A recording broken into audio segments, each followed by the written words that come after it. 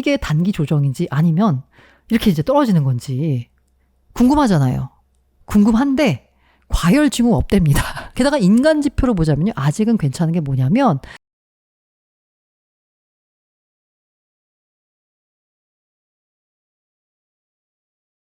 알고라님 미국 비트코인 6천만 원에 사면 호구 인증인가요? 촬영 시각은 12월 8일 낮 12시 30분경입니다. 자, 다시 한번 비트코인 가격 보고 가실게요. 42,000까지 밀렸습니다. 요 두 개의 음봉, 쓰랄입니다. 지금 현재 거래 가격은 약 43,400달러 정도의 거래가 되고 있는데 한때 42,000까지 밀렸었죠. 자, 다양한 가격 전망들이 나옵니다. 지금 여기서 보시면 이게 너무 올랐잖아요. 그래서 이거 추세전 아니야? 떨어지는 거 아니야? 라고 할 수도 있고 아니면 여기서 다시 갈 거야? 라고 생각하는 분들도 있고요. 자, 다양한 가격 전망인데 대체로 긍정적입니다. 67만 명 팔로워 보유한 마이클 반데 포페. 이분 자주 등장합니다. 단기적으로 5만 달러까지 상승 가능하다라고 했어요. 옵션 트레이더 역시 내년 초 5만 달러 돌파를 전망하고 있습니다. 크립토 컨트 봤더니 내년 초 비트코인 가격 5만 3천 달러까지 상승할 거다라는 겁니다. 그러니까 여기서 지금 떨어지는 거 단기 조정에 불과하다라는 거죠. 비트파이넥스는 내년 말 좀 더 시계를 넓혀서 보자면 6만에서 7.5만 달러 예상하고 있다라고 합니다. 그러니까 전고점 돌파를 예상하는 거죠. 비트와이즈 CIO 역시 조금 더 빠르게 6개월에서 12개월 내 사상 최고치 경신을 전망하고 있습니다. 사상 최고치가 6만 9천이었으니까요. 사실상 비트파이넥스와 비슷한 분석을 하고 있는 거죠. 이 매트릭스 포트 같은 경우에는 연말에 4만 전망했었거든요. 근데 이미 4만 달러 넘었잖아요. 그러니까 4.5만 도달할 거다라고 했는데 이미 뭐 거의 갔었죠. 4.5만 갔었나? 4.5만까지는 안 됐었나? 근데 지금 다시 이제 밀린 겁니다. 바네크 같은 경우에도 이게 그 바네크가 뭐랄까 크립토 전망 내년 암호화폐 시장 예측하는 보고서를 냈거든요. 이제 VC들마다 연말이 되니까 내년 시장을 전망하는 굉장히 두툼한 보고서들이 많이 나오고 있어요. 이 보고서는 제가 모아서 연말에 따로 전해드리도록 하겠습니다. 일단 비트코인 가격 전망만 보자면 내년 4분기 신고점 경신할 전망이다라고 했어요. 아까 보신 비트바이넥스, 비트와이즈 대충 다 비슷합니다. 내년 말에 연고점, 그러니까 전고점 6만 9천은 넘을 것 같다라는 겁니다. 자, 장기로 보면 더 희망이론데요. 5에서 10년 비트코인 같이 상승한다라고 하면서 캐시우드가 최대 150만 달러까지 오를 수 있다라고 했죠. 150달러면 뭐 20억이 넘는. 네. 기관 투자주도 전망을 하고 있는 거고요. 만약에 비트코인이 150만 달러가 된다라고 하면 아까 4차 산업님 슈퍼챗 부탁드립니다. 와, 그럼 진짜 몇 억이야? 네. 졸업하시 200, 300억. 야, 부럽습니다. 그리고 수요 공급 측면에서 살펴보자면 매수 수요가 받쳐주고 있습니다. 스테이블 코인량 공급이 증가하고 있습니다. 스테이블 코인은 뭔가요? 네, 매수 대기 자금이다라고 볼 수 있죠. 그리고 호들러가 늘고 있어요. 봤더니 인투더블러 보고서를 보니까 4만 달러 회복했는데도 불구하고 이 보유자들이 뭐라고 했냐면 나 수익 실현 안 해. 나 계속 들고 갈 거야 라고 했어요. 데이터를 또 봤더니 장기 홀더 보유량이 1380만 비트코인에 해당한다라고 합니다. 웬만하면 안 판다라는 거죠. 그리고 이제 호들 웨이브 지표를 봤더니 20년 12월에 비트코인을 매수한 물량이 그러니까 20년 12월이면 지금 21, 22, 23, 3년을 들고 있었던 거잖아요. 이렇게 장기 홀들러의 공급량이 16%를 점유하고 있다라는 겁니다. 그러니까 안 팔고 계속 들고 있다라는 거죠. 기술적 지표로도 보니까 강세 시그널인데 이 볼린저 밴드라고 하고 있는 뭐 주식시장에도 쓰이는 굉장히 유명한 기술적 지표가 있죠. 이 존 볼린저라는 분이 비트코인 강세 시그널이 지속 추세에 있다라고 하면서 지표상으로도 강세 시그널에 있다고 말을 해줬습니다. 선물시장 분위기를 보자면 불장입니다. 24년 상승세를 지속을 낙관한다라고 해서요. 선물 파생상품 거래소 데리비트 최고 CCO가 이렇게 말했고요. 그 어떤 이제 아담이라는 애널리스트 같은 경우에는 이게 또 옵션 시장 보니까 20년 연말 강세장. 아시죠? 20년 연말부터 쫙 올랐잖아요. 그 느낌이 물씬 난다라고 얘기했어요. 그리고 비트코인 옵션 미결제 약정이 사상 최고치를 기록했다라고 합니다. 자, 미결제 약정이 늘어난다라는 건 어느 한쪽으로 시장이 흘러갈 거라고 베팅한다라는 거잖아요. 그런데 어디에 몰려있나 봤더니 만기 행사가 5만 4천 콜옵션에 몰렸다라는 겁니다. 그러니까 상승 쪽에 트레이더들이 베팅한다는 거예요. 그리고 아마 이때쯤에는 5만 4천은 가지 않겠느냐, 넘지 않겠느냐라고 예상하고 있다라는 거죠. 산업 측면에서 봐서도 크게 갈 거다라는 겁니다. 피델리티 임원이 봤더니 비트코인 같은 경우에 과거 기술 혁신과 유사한 성장 패턴이 보인다라는 겁니다. 자, 기술 혁신이라고 하는 건 과거에 일종의 패러다임 시프트가 나면서 세상을 완전히 바꿨죠. 비트코인 가격도 그런 식으로 뭔가 성장하고 있다라고 이제 피델리티 임원은 본 겁니다. 다만 제가 항상 다만 얘기하면 그다음부터 약간 별로 다만 얘기를 듣고 싶지 않아 할 것 같은데, 단기로 보자면 조정을 염두에 둔 전망이 꽤 많습니다. 네. 봤더니요, IOSG 벤처스가 최근 보고서를 냈는데 뭐라고 했냐면 사이클 고점까지 최소 10차례 조정 가능성이 있다라고 했습니다. 자, 우리가 상승을 전망을 하면 야, 비트코인 10만 달러 갈 거야 라고 하면 우리가 지금 4만 3천에서 10만 달러까지 이렇게 오르는 걸 생각하잖아요. 하지만 실제로 가격은 이렇게 간다는 거죠. 최소 10차례 조정 가능성이 있다라고 하고 있고요. 유명 트레이더라고 하는 알리 마르티네즈 같은 경우에는 야, 너무 낙관론이 많아. 이렇게 낙관론이 최고점에 이르렀을 때는 조정이 올 수도 있어. 라고 분석을 해봤고요. 그 다음에 크립토 퀀트가 최근 보고서를 냈는데 야, 내년 초 아까 5만 돌파 가능하다라고 했죠. 근데 단기 매도 압력은 유의해야 한다라고 해서 단기 조정 가능성이 있을 수 있다라고 전망을 내놨습니다. 아크 인베스트 출신 애널리스트 같은 경우에는 현물 ETF 내년 1월 8일에서 10일 날 승인 예상하고 있지? 승인되면 바로 비트코인 뭐 투더문 할 것 같아? 아니야. 오히려 차익 실현, 소문에 사서 뉴스에 팔아라로 단기적으로 하락할 수도 있어 라고 전망을 했고요. 아까 말씀드린 크립토 퀀트 보고서 있고요. 그리고 과거 사례를 봐도요, 조정이 올 수 있습니다. 언제나 상승은 조정 없는 상승은 없습니다. 네. 단기 조정이 오는 그림이 더 자연스럽다라고 해서요, 글래스노드 수석 애널리스트가 말했어요. 항상 그렇잖아요. 그냥 오르지도 않습니다. 항상 조정을 받고 오릅니다. 그런데 이 투자자 입장에서는 조정을 기다리지 못하고 낼름 사죠. 그리고 떨어지고 나면 난 호구였다라고 하다가 다시 오르면 그제서야 나의 판단이 맞았다라고 하는데, 사실 길게 보면 네, 뭐 지금 사나 그때 사나 라고 그냥 마음 편하게 보시는 거에 어떨까 싶지만, 어쨌든 단기적으로 보자면 올해 비트코인 가격은 한 번도 연초 대비 20% 이상 하락한 적이 없다. 그러니까 제대로 된 조정을 겪은 적이 없었기 때문에 지금 과거 그래프 분석으로 보자면 단기 조정 오는 그림이 더 자연스럽다라는 거고요.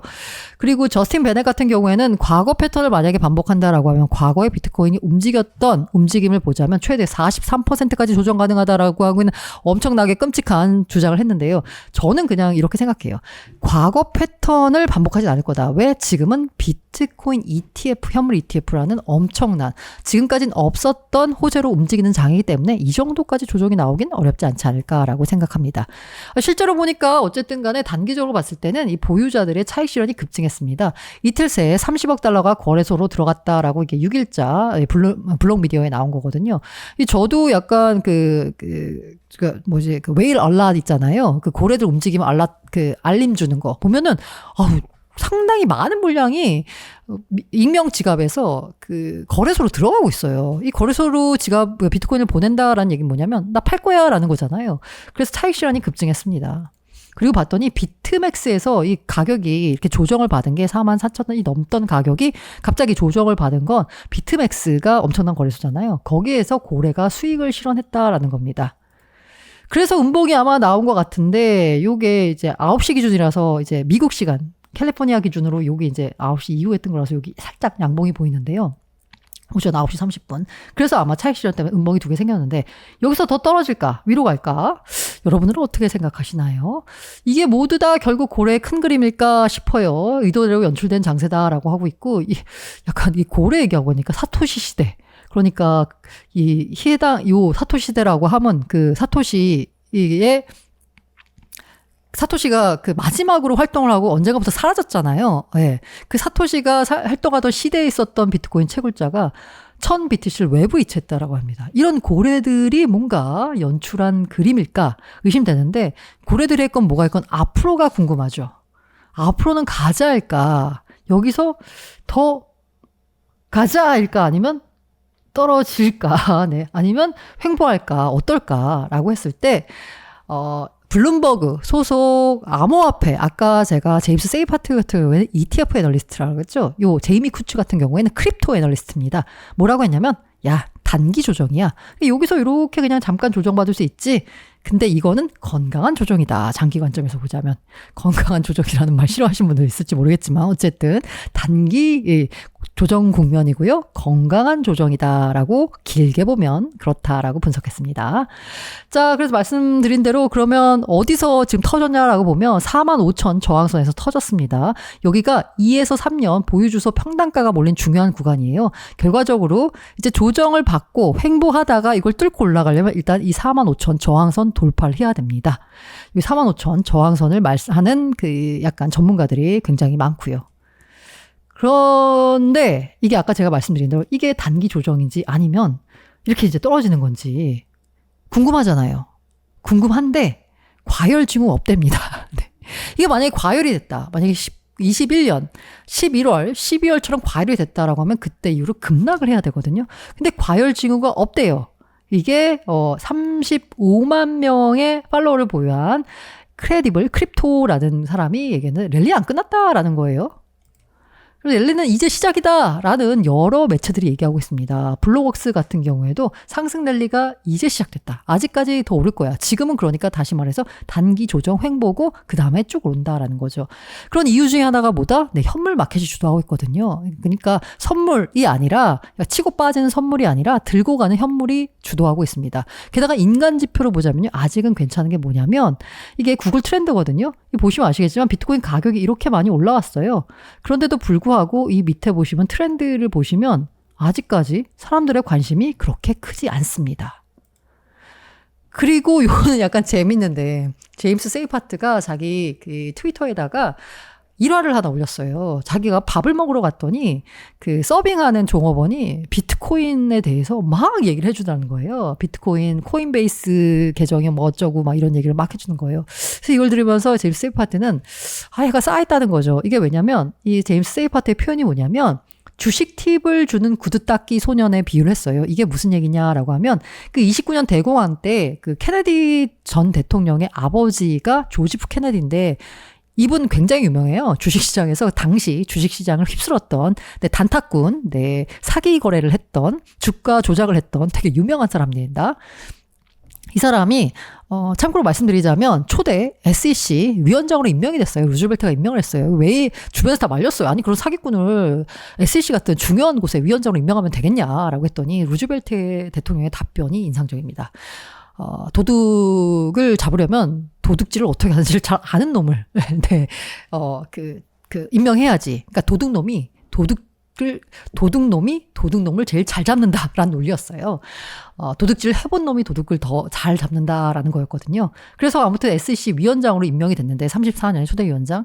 이분의 29년 일화가 굉장히 유명해요. 그 대공황 직전에 구두를 닦으러 갔더니 그 구두 닦기 소년이 이 조지프 케네디 같은 경우에는 이 주식시장에서 굉장히 잔뼈가 굵은 인물인데 이 사람한테 주식 투자 뭘 해야 되고 무슨 종목이 좋고 뭐 하면서 현수를 막 두드라는 거예요. 주식 투자를 어떻게 해야 된다는 식으로. 그러니까 이거 고점이다라고 하면서 그 구두 닦기 소년한테 팁을 굉장히 두둑히 주고 사무실로 들어와서 전 물량을 다 처분했다라고 합니다. 그래서 대공황의 주가 폭락을 막지 않고 자산을 온전히 지킨 일화가 있거든요. 그런데 진짜 밥 먹는 듯이 조건이 와가지고 뭐라고 얘기하고 있는 게 이게 고점 신호 아니야? 라고 하면서 궁금해 했습니다. 자, 이런 인간 지표인데요. 이게 상투일까요? 여러분 어떠신가요? 저는 개인적으로는 아직은 상투는 아니다. 하지만 슬슬 이렇게 물이 막 펄펄 끓는 건 아니고 막 슬슬 막 기포가 올라오기 시작한 그런 단계는 맞는 것 같아요. 실제로 아까 말씀드린 초반에 김동완 대표 어머님이 아들아 비트코인 사도 되니라고 물어왔던 것도 지금 살살 끌어오고 있는 것 같고 일전에 말씀드렸죠. 김동완 대표랑 저랑 밥을 먹으면서 미국 오기 전에 우리를 언론에서 부르면 우리를 공중파에서 자꾸 부른다 이러면 고점이다라고 했었거든요. 근데 김동완 대표 말이 최근에 슬슬 부르기 시작했답니다. 그런데 그때 고점처럼 막 부르지는 않는데요. 그러니까 아직까진 고점이 아닌 건데 여러분 각자 인간지표 어떻게 판단하시는지 궁금합니다. 자, 그리고 늘 그랬지만 이 매크로 지표는 너무너무 중요하죠. 네, 매크로는 항상 봐야 됩니다. 그래서 12월 14일에 FOMC 마지막 금리 결정이 있습니다. 뭐 금리 동결이 우세하죠. 근데 금리 동결도 동결이지만 또 파월 의장이 나와서 무슨 말을 하느냐가 코인 시장에는 굉장히 중대한 영향을 미칠 텐데요. 이 코인 시장에 뭔가 금리 인하에 대한 여지를 뭔가 암시하는 발언을 하면 코인은 상당히 호재겠지만 만약에 야, 이나 꿈도 꾸지 마. 앞으로 더 인상할 수도 있어. 이런 식의 매파적 발언이 나오면 코인도 역시나 그 어떤 자산, 이제는 엄연한 자산이잖아요. 자산 관점에선 쉽지 않은 장세가 연출될 수도 있으니까 14일 FOMC 마지막 금리 결정 그리고 그 기자회견 잘 지켜보시길 바랍니다.